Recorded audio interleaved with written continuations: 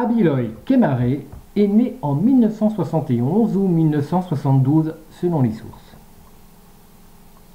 Si la petite fille de Kathleen Pétiard a profité de la notoriété de sa grand-mère, Kathleen acceptant facilement de se déplacer pour peindre en résidence ou pour l'inauguration d'expositions, elle se fait alors accompagner par Abby qui travaille et expose dans les mêmes galeries prestigieuses. Elle a su créer son propre style et bâtir une carrière basée sur son propre talent. C'est qu'Abby est très douée techniquement. Elle peut se saisir d'une série vue chez d'autres artistes de son entourage et la réinterpréter jusqu'à ce que l'influence ne soit plus nettement visible. Les motifs de son Bush and Dreaming sont les plus célèbres avec ses motifs floraux.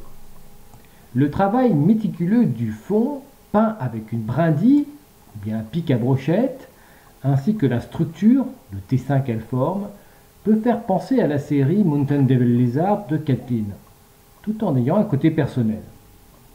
Elle a souvent peint ses motifs avec des dominantes bleues et mauves. Le musée des Confluences a choisi d'illustrer la couverture de son livre sur sa collection d'art aborigène par une œuvre d'Abby. Des motifs floraux exécutés avec une grande finesse. Ils peuvent partir du centre, donnant un effet vibratoire très intéressant, ou au contraire partir dans toutes les directions, stimulant notre regard. D'autres séries sont constituées de lignes en mouvement formant un treillis. Les points, très fins, apparaissent à l'intérieur des carrés et rectangles que les lignes qui se croisent forment. Ces points d'une finesse rare se retrouvent sur une autre série, constituée de carrés, parfois monochromes, parfois colorés.